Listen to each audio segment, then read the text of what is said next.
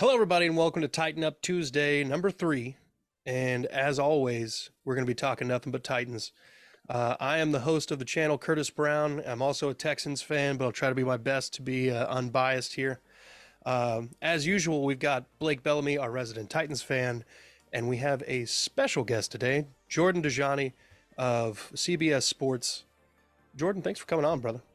What's going on, guys? Very excited to be on the podcast with you. Very excited for the talk we're going to have tonight. It's going to be a good one. It's going to be a good one. So, y'all hit the like and subscribe button and follow any sort of articles that this man writes. I listen to him on 104.5 The Zone basically anytime he's on. He's always got some phenomenal things to say. So, let's get into it. Blake, you want to?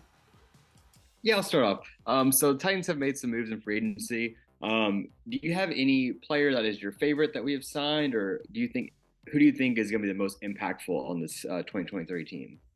Yeah, it's a good question. And to be honest with you, I actually really do like the acquisitions that Tennessee's made. It kind of feels like I've been in the room with Ray Carthon himself because some of the guys he signed, I've kind of had crushes on for a minute. I mean, Azeez Al-Shaair from the 49ers, absolute tackling monster, and I think it's going to be interesting to see where he fits in this scheme. And I think he can be a versatile kind of player in this defense. I think he'll slide into the middle, play a little bit of inside linebacker. But at the same time, I think it would be kind of intriguing to see him play on the outside, maybe a little bit of pass rusher, weak side, whatever it may be. Either way, the price that we got him, I thought it was a very, very good signing. The other one that I think we have to point out, of course, is Arden Key. Now, a reason that I really do like this signing is because the Titans defense and the way they scheme things up is pretty epic. I think we'd all agree. Mike Vrabel does a great job with his defensive linemen. We brought in guys in the past, whether they're from the practice squad, the draft, free agency, and they found success in the system.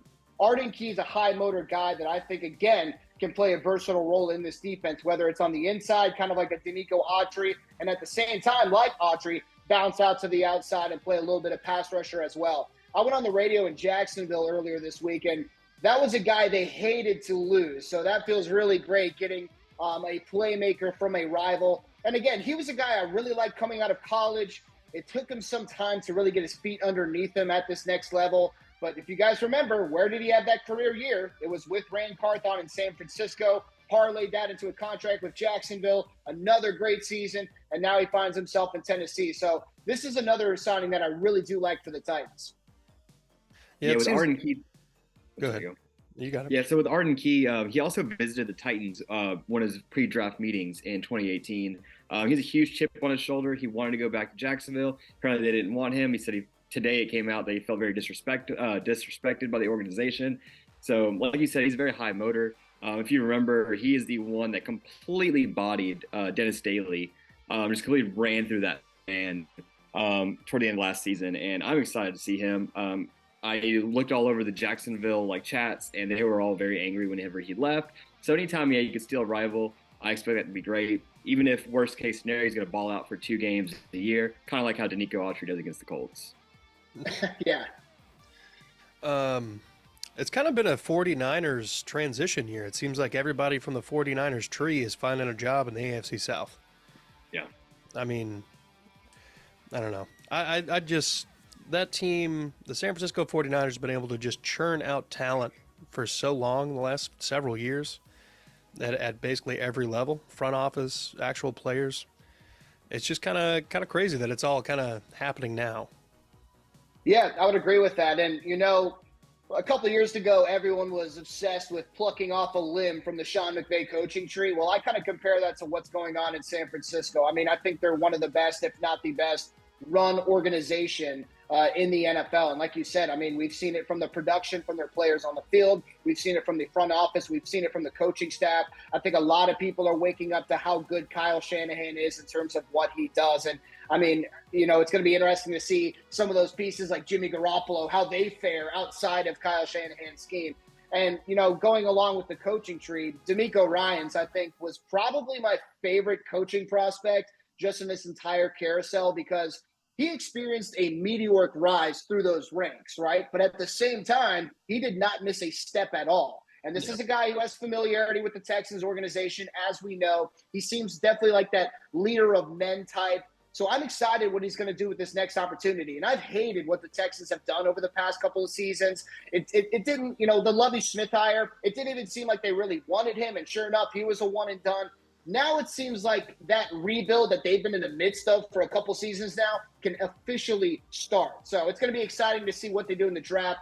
They definitely picked up some guys in free agency that are pretty intriguing, but the most important thing is getting that right head coach. And of course, it's too early to tell, but at the same time, like I said, I got a lot of faith in D'Amico Ryans.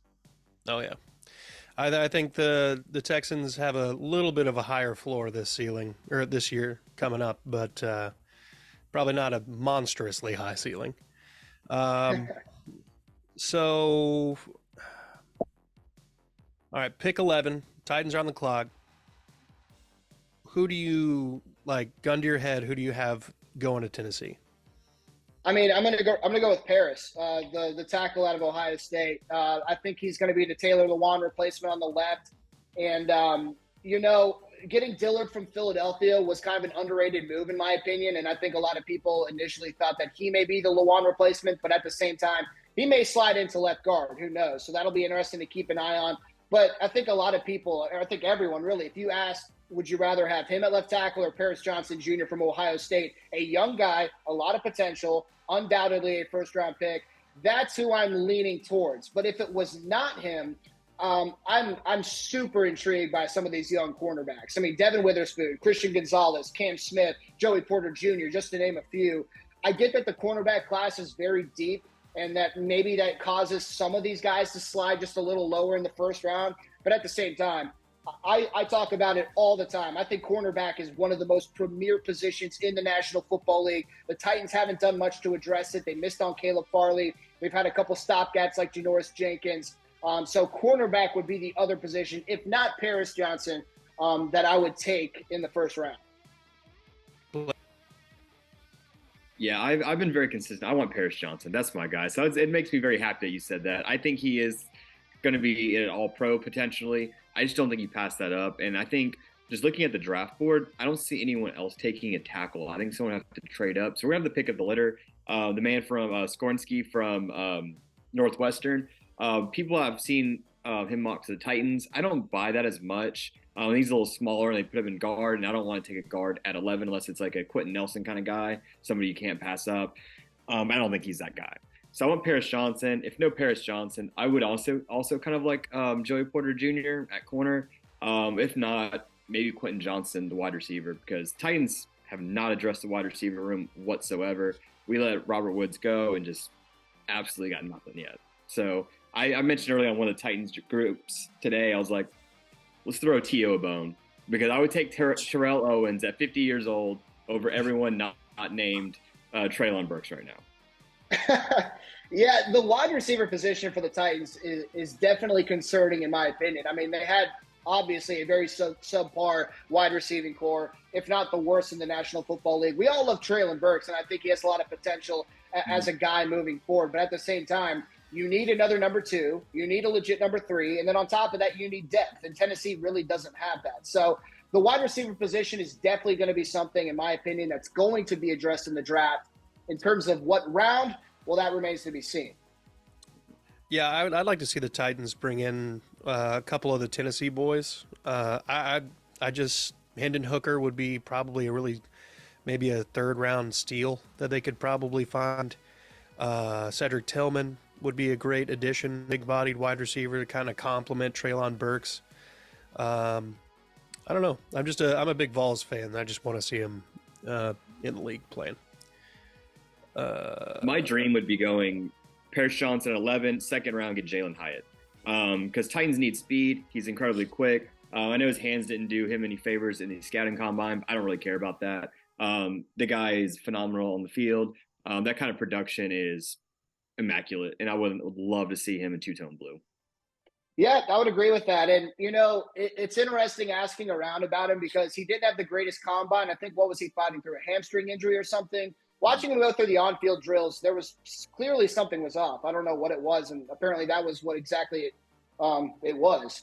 But like you said, I mean, the production, this guy was the best wide receiver in college football last year. A lot of credit given to Josh Heupel for the scheming that he does. But at the same time, I mean, this guy, he may not have the fastest 40 time at the combine, but he's game fast. He's game speed fast. He can torch DBs down the field. He can make the cuts that are necessary. I still think that he goes first round. I don't know if that's a hot take anymore. I've seen him fall out of first rounds in most mock drafts that I've looked at. There's still several that have him in the first round. But I do think that just looking at the film, that, you know, as more time moves on from the combine, more people are going to rely on the film, and they're going to see an absolute beast on the field. So in my opinion, I think he's going to end up going first round. That wouldn't shock me at all. And that would break my heart. I want him so bad in Tennessee. And I wouldn't take him at 11. Yeah. Is there any players in this draft that you feel, if the Titans were to make a crazy Hail Mary move to trade up for, that you feel like they just have to get?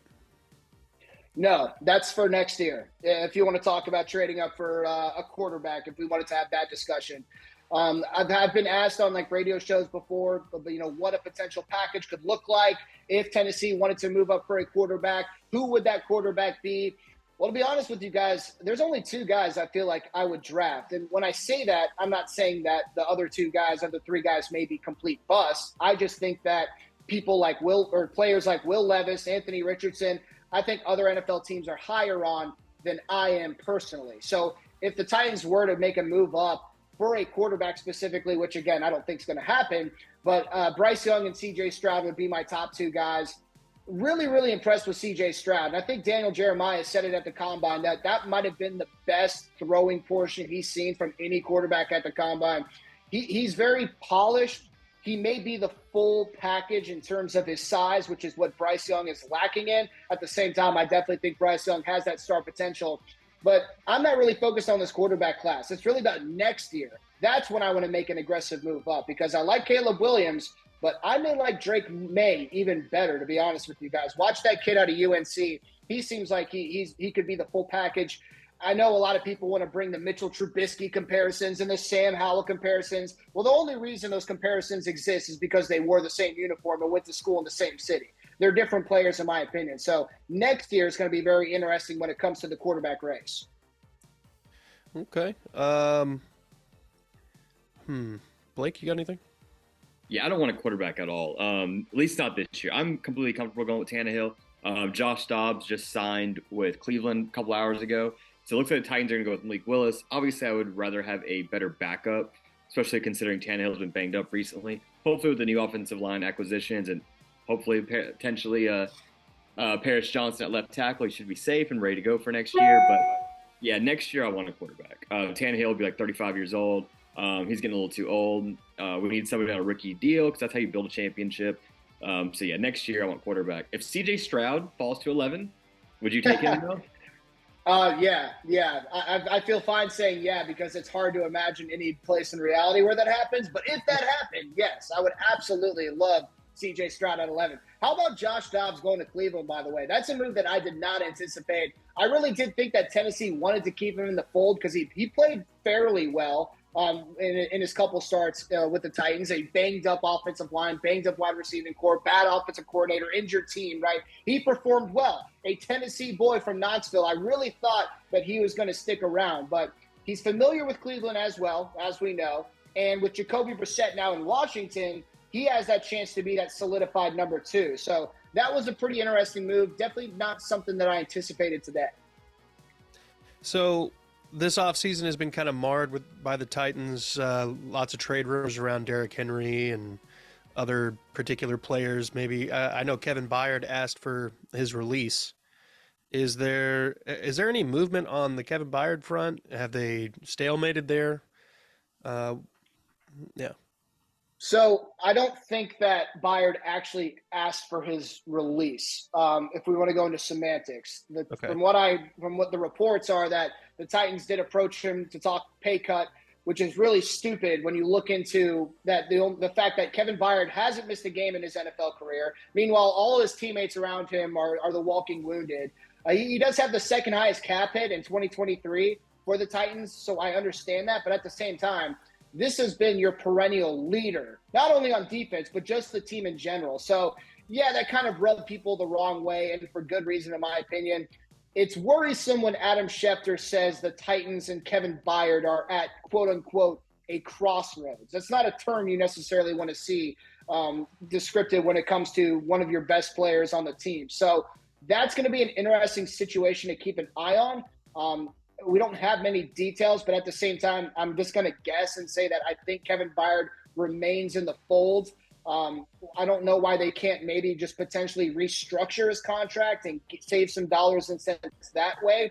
But I also think it's pretty interesting that Tennessee's trying to aggressively create some cap room, because it's not like they're below the cap or they only have $1 or $2 million. I think they're up there over 11 million, I believe. So that's kind of interesting. Obviously, it gives them more flexibility to attack free agency aggressively. But after this first wave, it's kind of slim pickings at virtually every position now.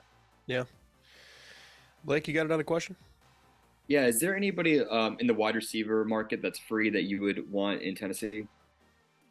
Yeah, there are a couple of guys that definitely intrigues me. I brought up DJ Chark on 104.5 The Zone, I believe. He's going to be a guy that's going to command, when I say top dollar, I mean top dollar among the available free agents. I don't know what that number would be. 8 to 11 million AAV would be my guess. He signed a 1 year with Detroit last year. He may be looking for some more comfort in terms of a multi-year deal, and I think he's good enough where he can get it. Carolina apparently just doesn't want to let him out the door. They really want to lock him down, and Carolina is definitely another team that is looking for pass catchers, and of course they did get Adam Thielen as well.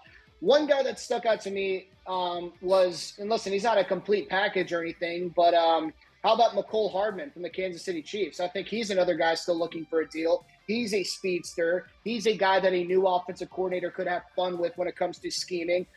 He's an interesting guy, seeing him work off of motion in the slot.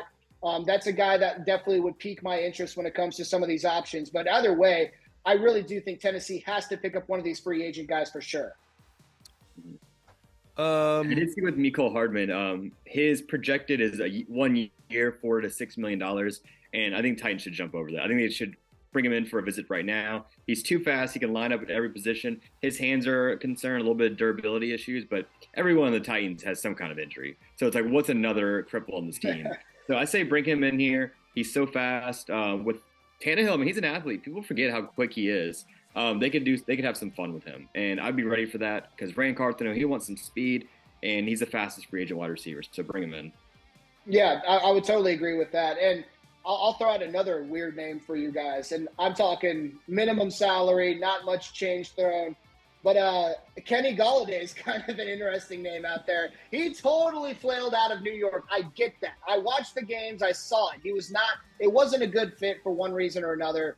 But that's a guy on a very, very low deal that would intrigue me as well. His market is just something I'm trying to keep an eye on because he's not even 30 years old yet, I don't think. Like, there's going to be someone who takes a shot on him, and I'm sure they're going to get him for cheap. And, yeah, it didn't work out with the Giants, but that doesn't mean it can't work out somewhere else. Very true. Well, I think I don't have any more questions. Blake, do you have any more questions? No. Okay. I do want to say, you talk about the Panthers real quick. I know it's a Titans podcast, but my God, did you see that Adam Thielen deal? That man, yeah. I was shocked by that one. I did see. So I want to see. I don't know if you've seen any more details about how it's constructed. And something I've noticed about all these free agent deals are they're basically a 2-year deals in disguise, right? All these deals now in this new market have dummy years basically tacked in on the end where guaranteed money is, and teams can easily get out of it. So when I saw those Thielen numbers, obviously I was shocked for sure. And Panthers fans were definitely taken aback seeing those dollars and cents. But at the same time, I want to see if I can research and get more clarity on exactly how the deal is made up because, I mean, he's already, 100 years old. Like, yeah, he's like, come on, he's not going to be playing for too much longer. Giving him a multi-year deal over 2 years is pretty surprising. So I'm sure that it'll make more sense when we get more details in how that contract is constructed. Yep. Well, all right. We're kind of up against it here. Blake, thanks for joining me, brother. Jordan, thanks for coming on. I try to read anything that you write. I try to watch anything that you're a part of. You always have very insightful takes. It's been a pleasure to have you here, and maybe one day we can get you back on. Absolutely, man. I appreciate you guys. Thank you. Thank you. Thank you. And thank you guys for watching, and be good people.